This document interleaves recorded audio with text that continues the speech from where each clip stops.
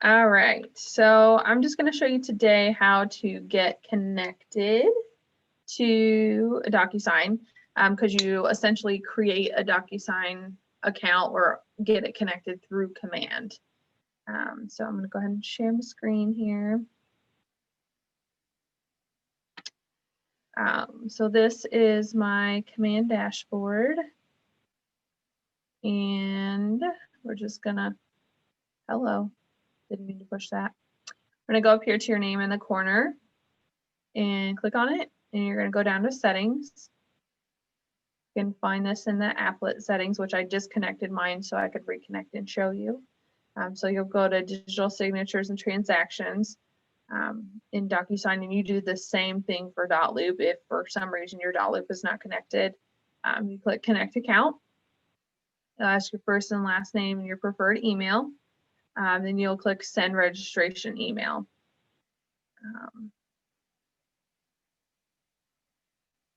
I'm not going to click it because I already have a DocuSign account. I'm afraid it's going to mess it up.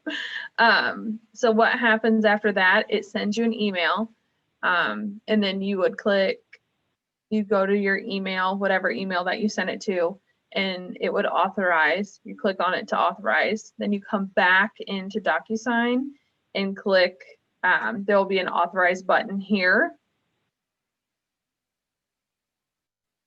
And then once you do that, it'll ask you to create a password. I already have an account, so I have a password. So you'll create a password and then save it, and then it should be connected. When you go back to command, if it's not, doesn't show connected, oops, sorry, up here, refresh your screen and then it should. It'll look like this. It'll say current status is connected, and then the only touch option should be disconnect account. So when you are putting in your opportunities, stuff like that, and you want to create, so DocuSign terms are room instead of a loop. So that is just what it's called. So when you're creating that opportunity, you're clicking start a transaction. Let me find one. It's probably already put in there. Sorry. Under documents, over here, it normally says start a transaction. That's how you are going to connect it. If you have both .loop and DocuSign connected to your command, it will let you choose which one you want to go to. So I will take you into DocuSign. For DocuSign, you always go to realestate.docusign.com. If you go into just docusign.com, it will not work. It will tell you your account information is invalid. I'm going to begin. You should always be starting your rooms or loops from command. That way, that command and .loop and document link together. Otherwise, you will have to download and upload your forms into command. So this is what the dashboard looks like. It says obviously dashboard, your rooms. Again, your room is the same thing as a loop, and then inbox, and then my docs. This is housing all of the documents that you would have access to. Something I like to note is that in order to have access to the Ohio Association of Realtors forms, specifically the COVID showing addendum, you do have to have your NERDS number in DocuSign. So by doing that, you'll click on your initials or your picture here in the corner. You will go down to preferences. You will click integrations and scroll down here. You'll put your NERDS number in there. Make sure your last name is correct. That matches your license.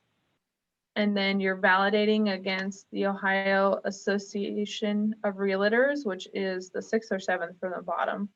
2, 3, 4, 5, 6, 7th from the bottom.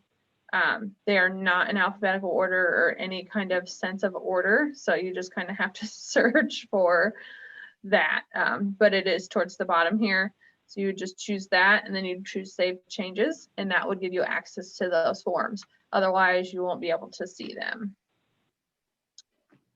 So going back to the dashboard, it just shows you recently viewed rooms here across the top. If you have any messages, those will show up there. And then again, these are new rooms, signing activity, if they're, if they're waiting to be signed, if it's completed, and then new documents are down here at the bottom. One thing to note with DocuSign is it's not quite the same as .loop. As far as forms are, you can download them from here. You just have to download them from a room. You can't just come in here and download them. So that's kind of a downside of DocuSign, unfortunately. So you'll have a Columbus Board of Realtors forms folder. We'll have our own Keller Williams Excel folder. And then I would assume we do a buyer and listing packet, kind of like we do for capital partners. This is just a group of commonly used forms just to make it easier for you to find them and not have to search an entire library of forms. And then those Ohio Association of Realtor forms are there as well. So I'm going to go ahead and take it into a room just to show you what it looks like. Again, when you create that opportunity and click start a transaction in the opportunity, this is exactly where it'll take you. It'll create a room for you based on the opportunity name, just like it would in .loop. And then this is the details page. So the information that you have in your opportunity is going to transfer into this room. So if you know the property address or have the property address, it will populate in here for you. Your client's information will populate in here for you as well with the agent information will automatically populate for you. Again, same as .loop, you need their email address in order to send anything in here. All of the people information or person information is on the right hand side, as you can see, and then all the property information is in the middle. It is not required to fill all of this information out. The only box that is required is the property information. The more stuff you fill in here, the more it will pre-fill your forms though. So like if you have the dollar amount, you have the close date, you have the MLS ID or parcel number, all of that information, that will help you get those forms pre-filled in for you, so you don't have to spend as much time filling that in. So that's the details portion. And then you have the documents tab. This is where you will add all of your documents. So you just go up here and click add and then choose DocuSign forms. If for some reason you would need to upload a form from the computer, you can do that here. It just won't be pre-tagged for you. So we'll choose DocuSign forms. And this is what pops up. So there are two options here. You can choose the library or a group. You want to think of a library as a literal library. There's everything you need in there. And then if you switch to group, you get to choose from a buyer or listing packet and then those OAR forms. So I think this is created as a listing. So we'll just choose listing. And then these little packets that were made are just common forms. You won't see the COVID showing addendum in here because I don't have a NERDS number, but so you just go in on the left hand side here, there's the little circles. You can either choose select all, or you can just go through and pick what you want. And then you choose add.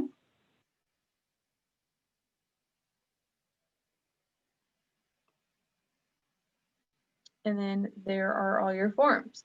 Now, major difference between DocuSign and .loop is in .loop, you pre-fill, you tag, you do all that stuff in one place, and DocuSign separates that. So here is where you pre-fill all of your forms. So you just click on each one and pre-fill any information that may be needed. Again, it will autofill information for you. Like on the bottom of this is the property address. So this doesn't need anything, so we can move on. But if you would have added something, you'd want to hit save and close.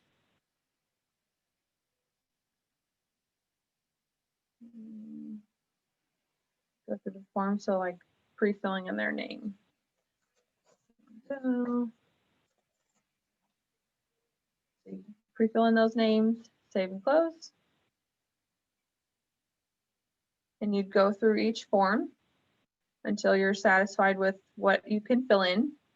And then once you're ready to get these sent to your clients, you can either choose select all over here, or if you hover over the squares, the little circle pops up in the corner, you can checkbox those. As you notice, as I check those, these little squares popped up, the little applets at the top. So you can copy them, you can move them, you can send them in an email, which is a little bit different. You can combine them, create an envelope, archive, unarchive, or delete them. I believe you do have to have permission in order to delete them, like the Market Center has to approve it. But what we want to do is create an envelope. And when we create an envelope, we think of it as a literal envelope. We are putting these papers in the envelope to send to our clients. So you have to name your envelope. It automatically defaults as please DocuSign. You can name it whatever you feel is best. So you have the envelope, name. These are the documents that we've chosen to put in the envelope. If you would need to add more or you forgot one, you can do that here. Or if you want to use a template that you made specifically, you can add that as well. Or if you need to get rid of one, you can exit out. And then you come down here to the recipients. So these are people that you are adding to sign. We always want you to use pre-tagged roles. By doing so, it will tag everything for you for who needs to sign what. If you don't, you will have to physically put every date, signature, and initial box on every form that you're sending. So we can choose pre-tagged roles. And when you do that, it'll pull up everybody who could possibly sign a form. So based on what form you have is who will populate to sign. As you notice, there's no broker signature because I don't have a form that requires the broker to sign it. So there won't be somebody there who shouldn't be. So I'll go ahead and check on my seller one. And when you click on the recipients, these are everyone who is either in the room or is associated from that details page, which everything's just me for these purposes. And then we want to put yourself in there as the agent. We'll pretend this does not say the same name. If you wanted to put the buyer information to send it to them, you can. You don't have to though. If you want them to take care of it, then that's fine as well. So as you can see, the seller one and listing agent populated here. You want to confirm their name is spelled right, that their email is correct, because this is the name that DocuSign will go off of for them to sign their signature. So if they're signing their legal name, but they go by another name, they need to go, this needs to be their legal name. And over here, it'll always default to needs to sign, but you can change it if they only need to view it, receive a copy, or you can specify the recipient.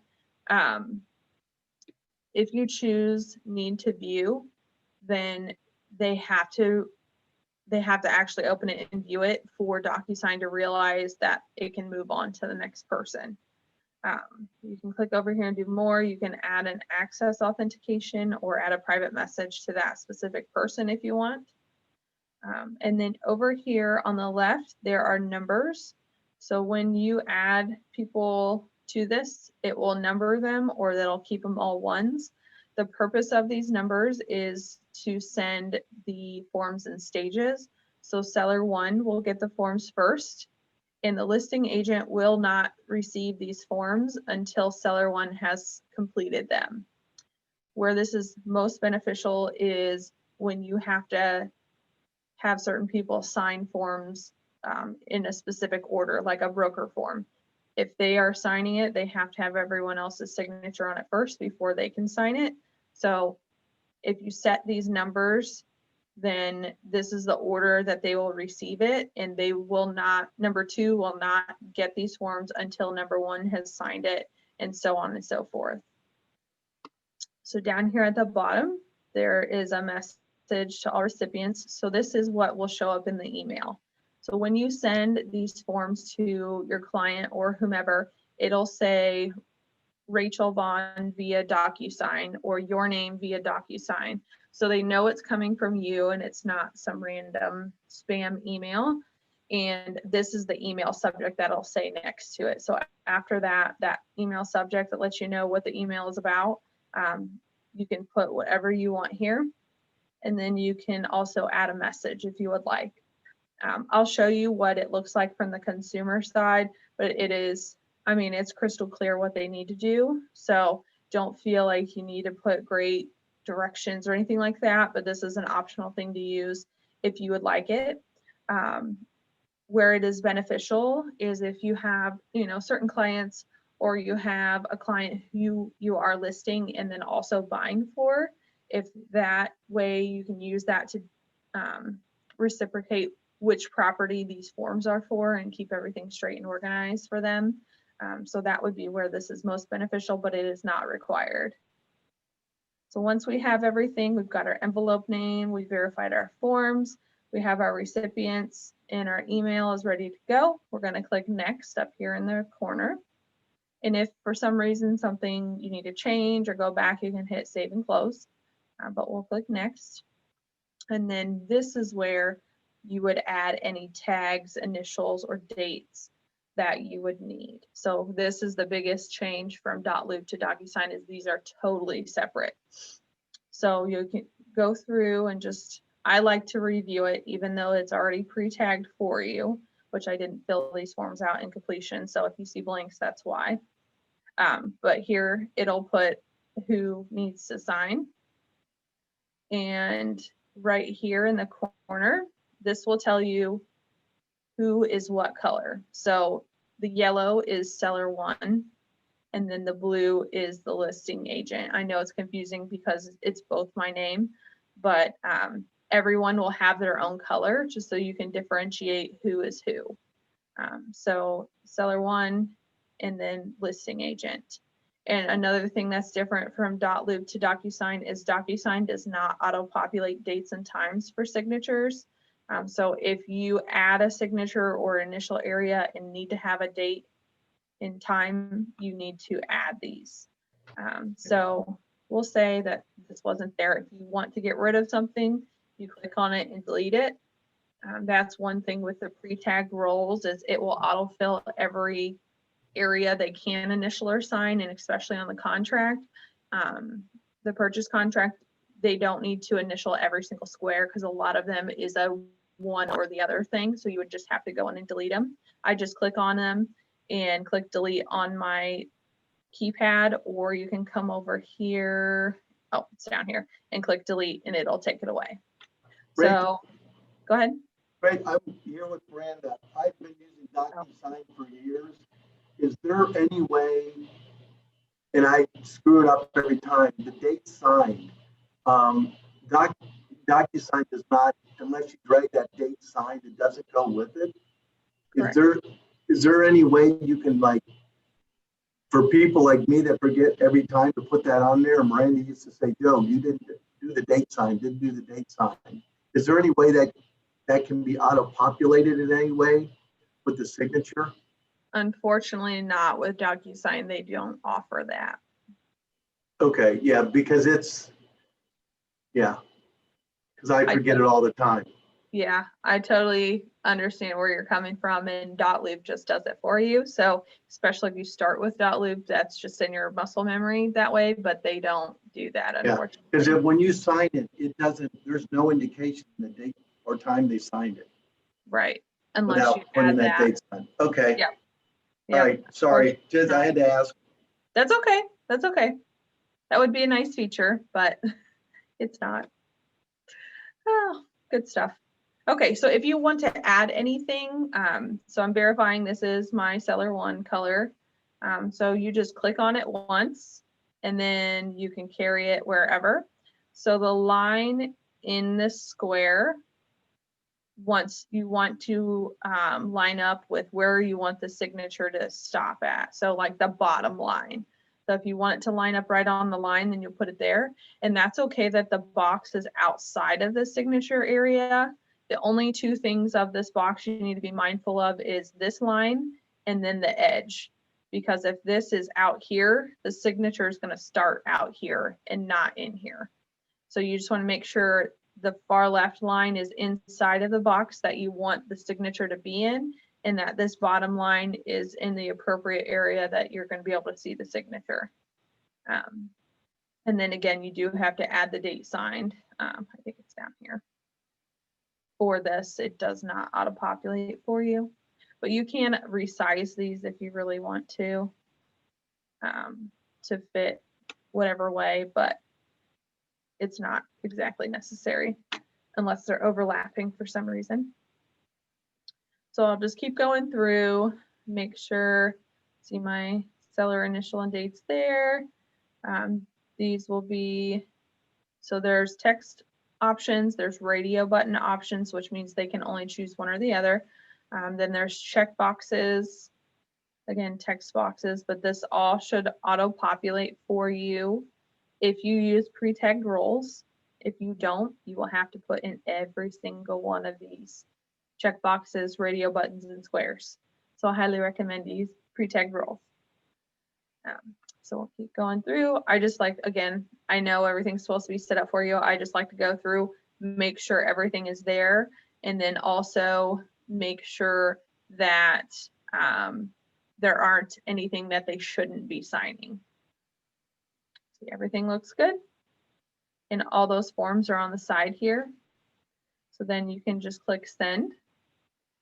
And just so you know, some other features, like you can add a name, email, company title, a text box.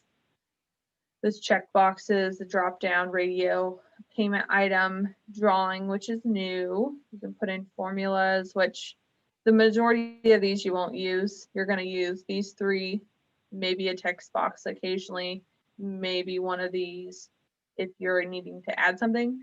And then if for some reason you would need to put a strike through, just click down here on the markup tools and choose line, and then it will, you just do one end, click, and drag it across, other end, click, and there's your strike through.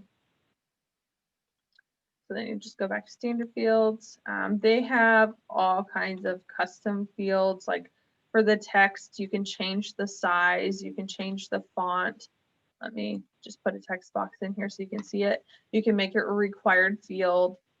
You can pre-fill it, but whoever's color you have it under will be the only person that can see it during signing. So if you need the list, if you had the broker on there and you needed her to be able to see it, she wouldn't be able to. So that's just something to be mindful of. There's here the formatting, you can change the font, you can change the size, you can make it bold, underline, italics. You can apparently change the color. I didn't even know you could do that. But the different formatting things that you can do, this is the text, what it would look like if you had typed anything into it. So yeah, once you like everything looks good. Let me get rid of this. And you just click send, and it will send to your client, and I will show you what it looks like from the client standpoint too, just so you can understand their side. Once you go ahead. I had a question on that whole, if you add a text box Mhm. under a certain person? Like if there's something that I needed all of them to see, is there a way to change that? Or would I have to add like the same text box under each person that's getting the So envelope? you would want, if there is a text box there, you would want to pre-fill it in documents. Okay, If got it. there would not be a text box, you can add one there later, like So you would do it when you're, before you're going to Pre-filling. save it? Yeah. And send, okay. mhm. Okay. If there's a text box there. If there was for some reason that you would need to add it, you would have to do it later. It would show up on the contract once everything was signed, but I don't think each person can see it if it's not their color. But if you put one for every person, then it would show, all of them would show up on the contract once it was signed. Got it. So once you've sent it, it'll create this envelope here in your envelopes tab, and it'll say needs my signature until everyone has signed it. And if you click on it, it'll show you who's in there and who needs. That means seller one currently has the forms and they need to sign it. And then once they have signed it, it'll give you the date and time that they signed it, and it'll say completed, and then it'll move to the next person. If for some reason you would need to resend it, you can do that here. You can copy them, void, and view the envelope history. If you would need to sign it yourself or correct it, you can do that here as well. But I will show you. Everyone see my email?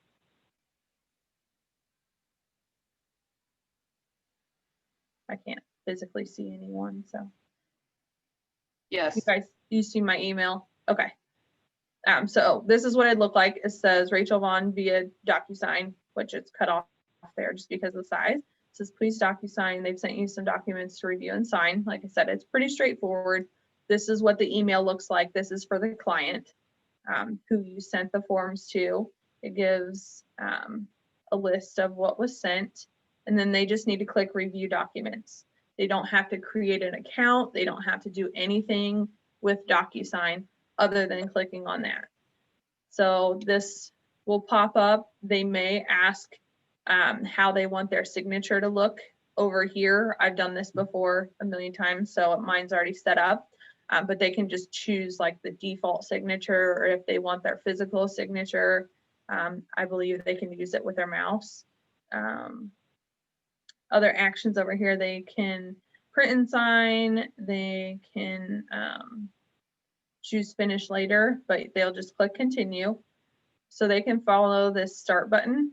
They click start, and they just literally need to click on it, and it'll drag them to the next thing. With these fill-ins, the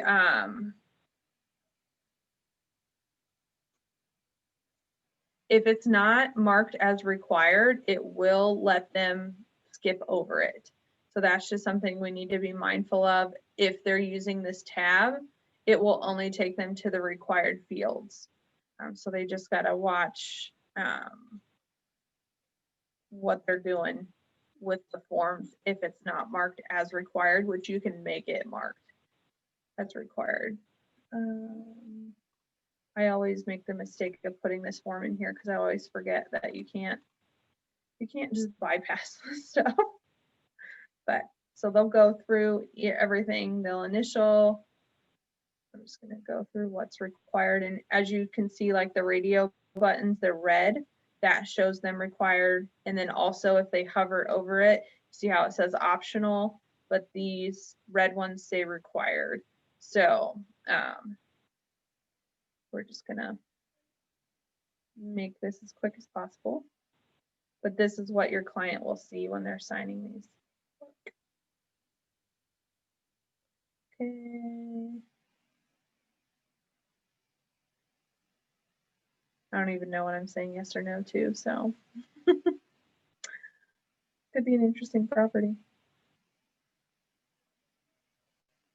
And if they would choose yes on one of these, it would make it required for an explanation. So that would work for those. it's kind of a call to action type thing that if, oh, my Lanta, known seller, no knowledge.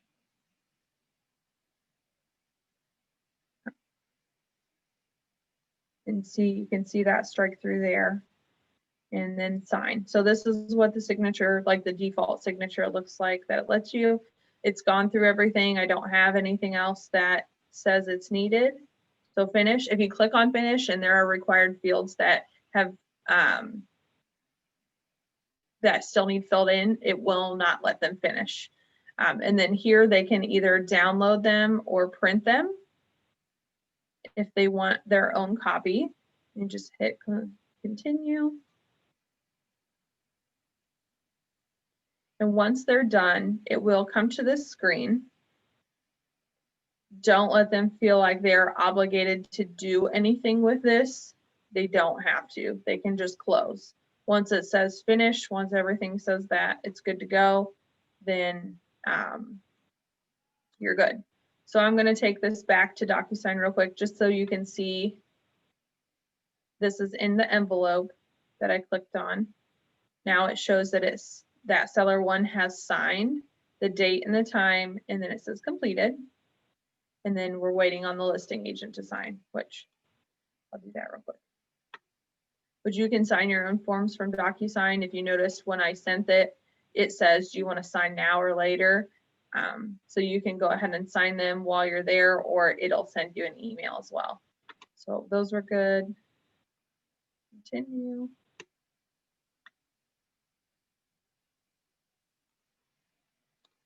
And then those forms are done. Let me go back.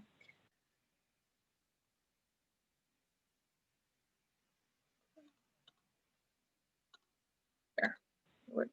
We're hiding. So once everything's completed, the envelope will show up like this in the room.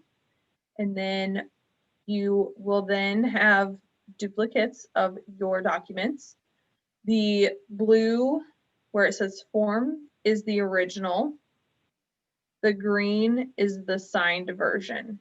If you would need to come back in here and edit any of these forms, you always have to use the blue form, just because you cannot edit the signed version. And then you will also receive a certification. I'll be honest, I don't know 100% the purpose of this. I am assuming it is for electronic signature, like compliance purposes. You don't need to do anything with this form. It's just a certificate of completion that stays in DocuSign. That's just their way of logging what happened, who, what, when, where, why, how. So you don't have to do anything with that form. It'll just stay in your room. You can, go ahead. I wanted to mention that's certification, because Joe does forget his date signed often. Okay. The lender has used that when they've said that they need verification of a date. Okay. Yeah. They have accepted that as proof of when a document was signed. So if someone's using something that's not if they didn't do the pre-filled roles, I would still keep that just in case your lender wants it. Yeah, that's a great thing to use for. Thank you. Rachel, can I ask you one question? So when Yeah. you were saying we have to go back to the blue one, that has no signatures on it, correct? Correct. They will have to re-sign it. You So they have can't, to re-sign everything. just the forms that you need to edit. Well, in that form. So like, for instance, you know, like currently in Dotloop, when we do like the MLS, you know, if we fill it out and have them sign it, and then we have to go back and like change a date or a price, we can just have them initial the change on the original signature form. So here it doesn't give us that option, right? Correct. Okay, thank you. Yeah, so it is, I will be 100% transparent with you all. It has not been fully decided if we are switching exclusively to DocuSign. This is going to be more for if you want to know, or if you have a team Dotloop that you don't want to pay for anymore. That would be, I spoke with Tabitha this morning, and we're kind of on the fence if we want to completely disregard .loop for agents and make them pay for it. So as of right now, this is not 100%. We are going to still provide training. We'll kind of see how that looks as we progress, just so you know it, in case something happens at international and then it becomes required, or whatever, we don't know. But Tabitha did say she's kind of dragging her feet on this just because we don't know 100% if this is the best move. But it is a little bit different than .loop. So up to you if you want to go with the waves of what Keller Williams is doing, that's great. If you want to stay with .loop for now and see where it goes, that's okay as well. But we just want to make sure that you have the option available in case you feel like this would be a better option for yourself or your team or group. So is Tabitha thinking of not making us pay for the individual .loop, or that still be included in our fees? Correct. You would not have to pay for the individual. Cool. It would Thank be you. as it is now. Okay, cool. Any other questions?